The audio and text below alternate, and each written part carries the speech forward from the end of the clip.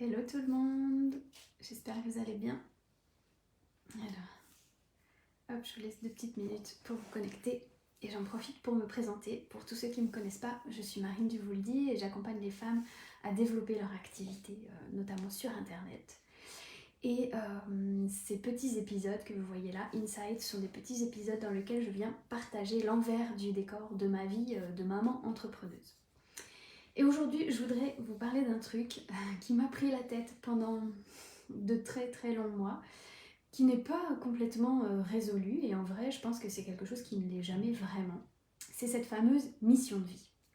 Ça, on en entend parler tout le temps. Quand on est entrepreneur, on nous dit tout le temps, il faut, entre guillemets, avoir une mission de vie, un grand pourquoi, le big why, pour avoir ce désir d'entreprendre, pour se raccrocher à ça quand ça va pas. Et c'est clair que quand on est en période de down, se reconnecter à son grand pourquoi, c'est ce qui permet de retrouver l'énergie, de rester motivé, de retrouver de l'entrain, etc., etc.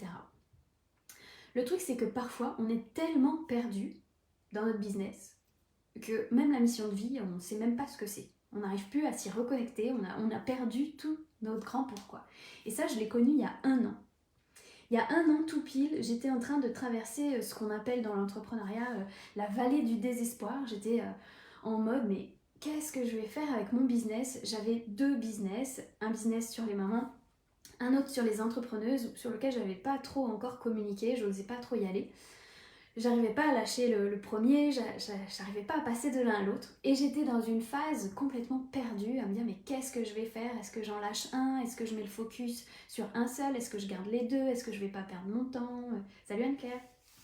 Et à ce moment-là, je me suis dit, il faut que je me reconnecte à ce grand pourquoi, cette grande mission de vie. Sauf que quand je me projetais, que je me disais pourquoi j'entreprends, c'est quoi le but de ça? Quelle est ma vision des choses? Je voyais rien.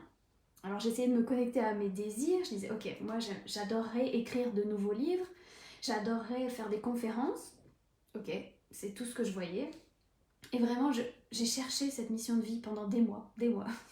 Je l'ai cherchée partout, dans tous les recoins de ma maison, dans tous les bouquins que j'ai pu lire, plein de formations, dans les balades en forêt, je l'ai cherchée partout. Puis je la trouvais pas, vraiment je la trouvais pas. Et un jour, ma coach de l'époque m'a dit Marine, c'est pas en tirant sur les fleurs qu'elles vont pousser. Puis là, je me suis dit ouais, effectivement, c'est vrai que c'est intéressant. Je passe mon temps à pousser, à tirer sur la tige des fleurs pour les faire pousser. Elle m'a dit lâche, lâche, lâche. Sauf que lâcher, j'y arrivais pas non plus. J'étais beaucoup dans le faire à l'époque. Et vraiment, ça me torturait l'esprit, quoi. J'en faisais une obsession. Et à un moment donné, on s'est posé, elle et moi, on a fait les choses, elle m'a fait faire une visualisation. Là, j'ai vu un petit peu plus de choses que mes livres et les conférences. J'ai vu la maison de nos rêves avec Valentin, j'ai vu les enfants au fond du jardin, voilà, en train de pique-niquer dans notre grand jardin. J'ai vu des choses, mais ça restait toujours des choses assez personnelles en fait. J'avais plein de copines autour de moi qui sont entrepreneuses, qui ont des grandes missions de vie. Genre qui veulent sauver la planète, qui veulent sauver les ours polaires, qui veulent changer la condition des femmes. Moi je disais ok, moi ma mission de vie c'est de m'acheter une maison. Ok, je suis vachement égoïste en fait comme fille. J'arrivais pas à trouver une grande cause comme ça. Et à un moment donné, elle m'a dit, mais peut-être que tu vois rien sur ta mission de vie, mais peut-être que c'est juste ça, en fait, ta mission de vie, le vide. C'est-à-dire que j'étais dans une période de ma vie où j'avais tendance à combler, combler, combler tout le temps, à être dans le faire, tout le temps dans l'action. Elle m'a dit, peut-être que toi, ce qui t'intéresse aussi dans la vie, c'est justement d'arrêter de combler, de profiter de ce vide et d'avoir de l'espace. Et là, waouh, il y a tout qui a pris son sens. Mon attrait pour le minimalisme, mon attrait pour plein pour l'essentialisme. Il y a tout qui s'est connecté, on va dire. Et je me suis dit, oui, mais en fait, on a le droit d'avoir une mission de vie qui est du vide. C'était un peu farfelu, mais c'était vraiment ça. Et ce jour-là, enfin dans les jours qu'on suivit, j'ai pris conscience qu'il n'y a pas de grande ou de petite mission de vie. Peut-être que votre mission de vie, c'est juste, entre guillemets, parce que c'est vraiment, entre guillemets, c'est notre représentation, de prendre soin de ses enfants. Et puis c'est ok, en fait, moi c'est ça, ma plus grande mission de vie, c'est de transmettre tout ce que j'ai appris sur le bonheur à mes enfants.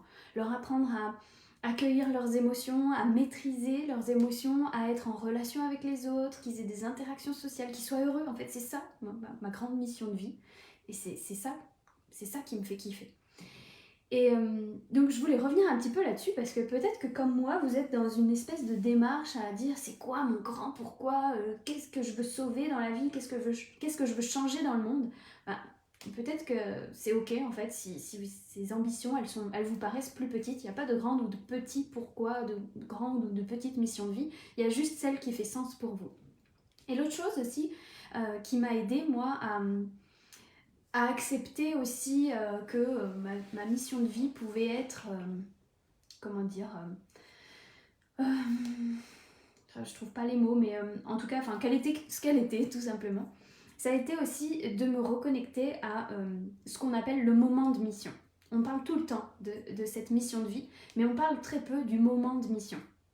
Le moment de mission, c'est ce moment où notre vie bascule quelque part, où on va vivre un événement tellement chamboulant dans notre vie perso ou pro, peu importe, qu'on va prendre la décision que rien ne sera plus comme avant. Ce moment de mission où on sait qu'il va y avoir un changement radical dans notre quotidien, dans notre business, dans notre vie. Et là, moi j'ai tout de suite su, quand j'ai découvert ce concept de moment de mission, j'ai tout de suite su quel était mon moment de mission. Je ne veux pas rentrer dans le mélodramatique, mais pour tous ceux qui ne me connaissent pas, c'est juste pour poser un petit peu les choses. En 2017, j'étais enceinte de notre premier enfant. Et à 6 mois de grossesse, on nous a annoncé que suite à une maladie, elle ne pourrait pas survivre et on a dû provoquer l'accouchement et elle est décédée le jour de sa naissance. Et ce jour-là, enfin pas le jour de sa naissance, mais le jour où on m'a annoncé que notre bébé allait naître sans vie, j'ai tout de suite su en fait que je ne retournerai jamais dans mon précédent job où j'étais trop mal, mais vraiment, ça faisait des mois que j'avais envie de partir et puis je partais pas parce que j'étais enceinte, donc c'était pas possible. Et là, tout de suite, en fait, le médecin m'a annoncé ça. Et la première pensée que j'ai eue, tout s'est chamboulé très très vite dans ma tête, mais une des premières pensées que j'ai eues, c'était ok, en fait, là, ma vie, elle va complètement changer. C'est bon, je ne veux plus subir. Il y avait tellement de tristesse, j'avais fait tellement de deuil. J'ai dit, c'était mon moment de mission. Et ce jour-là, les jours qu'on suivit, en fait, on a passé cette épreuve, on a fait notre deuil, tout ça. Mais tout de suite, il y a eu comme une espèce de, comment dire, de force qui est arrivée, en fait, je vais le faire pour elle. Je vais lâcher ce job que je déteste pour aller créer un truc à moi. Je ne savais pas du tout quoi, mais alors vraiment pas du tout. Mais je savais que j'allais le faire pour elle. Il fallait que je donne un sens au fait qu'elle ne vienne pas au monde. Et je me suis dit, si elle ne vient pas au monde, c'est pour qu'il y ait quelque chose d'autre qui naisse. Et aujourd'hui, encore, ça m'arrive dans mes moments de down, parce qu'il y en a toujours, de penser à Céleste et de me dire, punaise, non, je le fais pour elle en fait, je lâcherai jamais, j'abandonnerai jamais. Parce que ce moment de mission, il est tellement fort, ça me donne tellement de l'élan en fait, de l'enthousiasme de dire ok, elle n'est pas venue, alors il faut que moi je fasse quelque chose de ça. Et ça me pousse. Et peut-être que vous avez, vous aussi, dans votre quotidien, dans votre parcours, vous n'arrivez pas spécialement à trouver votre grand pourquoi, votre grande mission, mais peut-être que ce moment de vie là, ce moment de mission, il est tellement fort, il a été tellement percutant pour vous que peut-être vous pouvez vous y reconnecter quand vous êtes dans vos moments de down, où vous êtes un peu bas, où vous dites pourquoi je fais ça, est-ce que je vais y arriver vraiment, est-ce que je vais atteindre tous mes objectifs, et reconnectez-vous. Si vous n'arrivez pas à vous reconnecter à votre grande mission, peut-être reconnectez-vous à ce moment de mission où vous vous êtes dit, là, il y a des choses, elles vont changer, ce sera plus jamais comme avant. Je sais pas si ça vous parle, mais en tout cas, moi, c'est vraiment mon moteur encore aujourd'hui.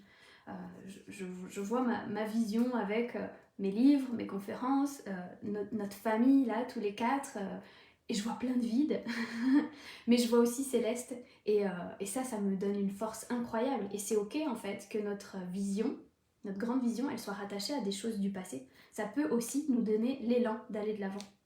Donc voilà ce que j'avais envie de partager avec vous. Dans tous les cas, ne vous prenez pas la tête comme moi pendant des mois à essayer de trouver votre grande mission. Si elle est là, c'est là, tant mieux. En vrai, ça se peaufine tous les jours, il y a des choses qui apparaissent, ça change, ça évolue, mais vraiment, n'en faites pas une obsession comme j'ai pu le faire, parce que j'ai perdu de longs mois avec ça. Voilà ce que j'avais envie de partager aujourd'hui avec vous. Je vous souhaite une belle journée. Salut Annabelle. Une belle journée et puis les filles, on se retrouve tout à l'heure dans le premier live de Money Mindset. À très vite.